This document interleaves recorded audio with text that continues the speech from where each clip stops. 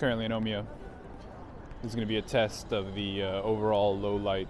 You know what? I think this year, I'm just basically going to test out the cameras that I've owned for years. I'm assuming I'm not going to upload most of the videos, but I have so many videos on my hard drive being like, I'm testing this, which I am right now. So I don't really have any content aside from I came out here, I did the Hatsumo Day, I went to the shrine. I'll put up some pictures and videos, maybe, if I actually spend the time editing this.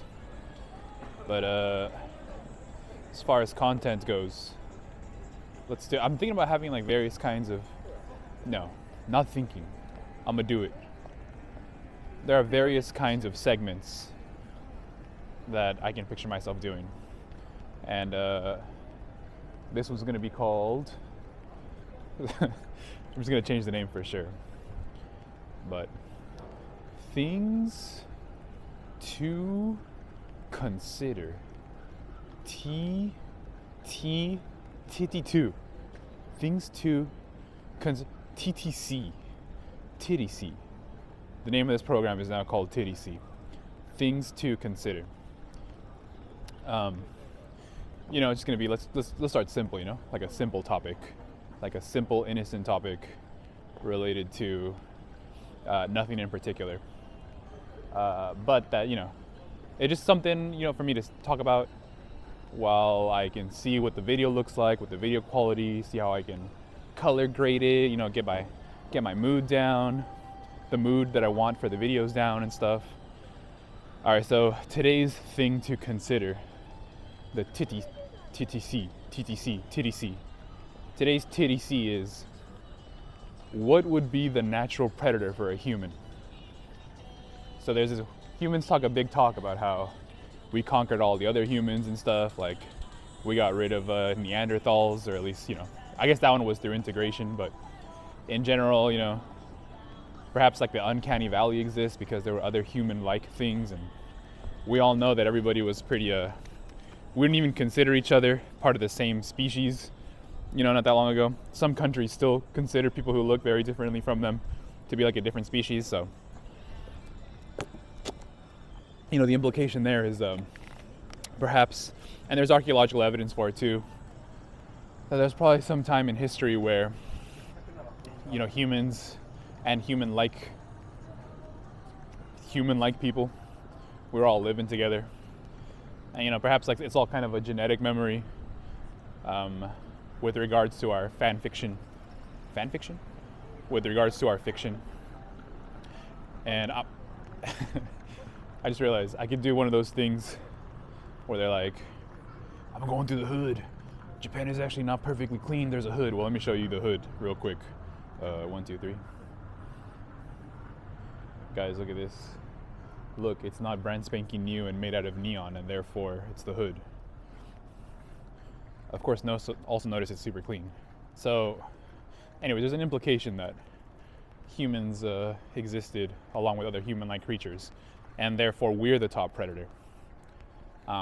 Maybe, I don't know. I'm just reporting what people think. But what I was gonna get into is, I got barbed wire over here and stuff. Anyways, what I was gonna get into is, what would the actual predator, like the actual perfect predator for a human, what would it actually look like? What would it actually be like?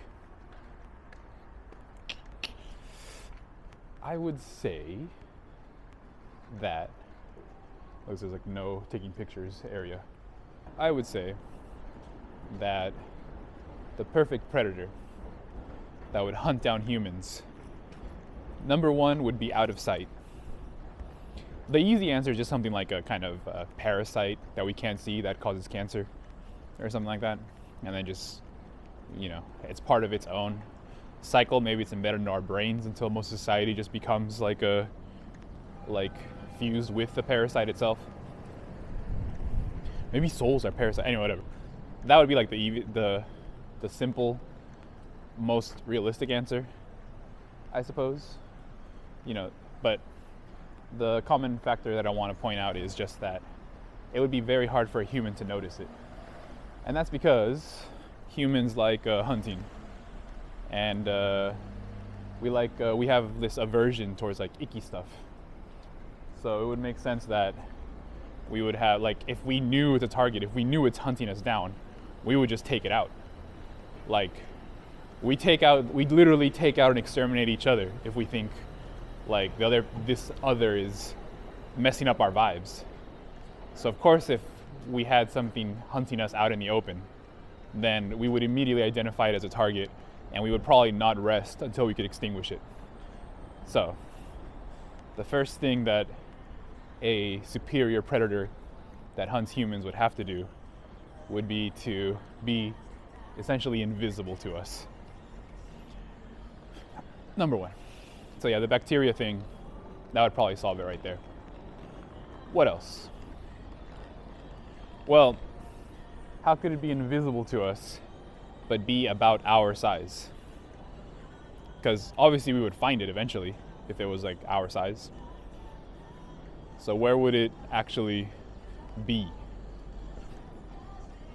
Well, it could be in plain sight. And it could just be manipulating visions. It could be changing how people perceive it. Maybe getting people to ignore it. Getting people to not take it seriously. At a certain point, why not just make it look like another human? You know, something that's undetectable. Then the question would be like, what kind of society or connection or what kind of link would they have with each other? What would be the reproduction system, so to speak? I'm not sure about all that. But there you go. Two things. Two probably requirements to hunt a human down. To use human as bait. To use humans as substance. Number one, out of sight, out of mind. Or number two, fully in sight, but invisible. And you would think it would need the ability to become invisible, because how else are you going to hunt a delicious human? Ugh. So what's the next one? Another potential ability that a human hunter would have would be the ability to manipulate humans. And this would require a bit of intelligence. But at the same time, I want to be cautious because, like, for example, if there was some super intelligent bird, we're thinking about like, oh, how could I be hunted better? The bird might think like, oh, well, it would be a bird that could fly faster than me. It would be a bird that could fly higher than me. And this bird would be more bird-like than me. So we can't go down that route. It can't be like this human is more of a human than a human is being a human, and therefore the human would be good at hunting humans because it's above a human, because it's a superhuman. It's a Superman. So it has to be invisible, and yet it has to be invisible, number one, or it has to be able to manipulate people, which would require some intelligence. And then I forgot what the other one was. We're just going through this list. It's not a serious list. I'm just testing out my cameras. I'm just testing out what the low light's going to be like on this camera. It's getting darker as I waddle around, so this is good. I guess I'm also testing the mic in a way. Anyways, where would they be? So they could be everywhere. No, wait, here's another answer. If they're hunting humans, what are they hunting them for? What's the purpose? If it's a kind of parasite, if you want to do the boring answer and make it like a kind of bacterial route, we all know there are some bacteria and fungi that do very cool stuff, like a toxoplasmosis or something like this. And they have their own little life cycle, and they're like manipulating the complete behavior of cats, rats, and humans. I mean, it's pretty impressive. I swear this camera is like, the face tracking works exactly when I don't want it to. And when I want to like tilt to show you guys stuff, like it works perfectly and it's just like super stuck on my face. Fair enough. I really need that OS1. I highly recommend OS1. It's one of the best inventions that Japan has ever done. Number one, OS1. Number two, I guess some Sony products. And then number three, ivermectin. Okay, let's continue. Oh, that's kind of related to the parasite talk. But no, parasites are boring, even though it's probably the realistic answer. Let's keep going. All right, you're hunting humans. You're able to manipulate them. No, wait, hold on. All right, let's go. Let's keep going. So you're hunting humans. Why are you hunting humans? We got to answer that question. Like, are you like straight up eating them? A lot of people go missing, by the way. Maybe that's unrelated. Maybe you can feed on them without, them even knowing it. Actually, that'd probably be the best thing. There are some reports of like jelly-like creatures appearing at night and anyway, whatever. Anyways, coming from the sky and stuff. I'm sure those who know, but it's not an uncommon trope. The psychologist will say it's all a symbolic dream of some kind. What was I saying? Yeah, so what would they feast on? Let's see, we got blood. We're all pretty healthy. But if the predator that we're dealing with in this little fictional scenario that I'm using to pass the time for me to test my low light settings on this camera, they would have the ability to manipulate humans quite well. So one thing we could look at is, well, how are humans being manipulated on scale, on mass? Because you would think like the more successful they are in their hunting, because we can kind of say that they're probably more intelligent than us if they have the ability to manipulate. I'm not sure, if that's why we can't go down the parasite route, because the parasite route is like, can we really call it intelligence that they're just really good at infecting us? Anyways, so we have this creature, and it is intelligent enough, and therefore perhaps it is expanding its population to a sufficient degree that whatever technique they're using upon us is going to become more and more apparent as time passes by. And perhaps if we look at a historial, like it's always been good. Maybe they're intelligent enough to keep their own population low.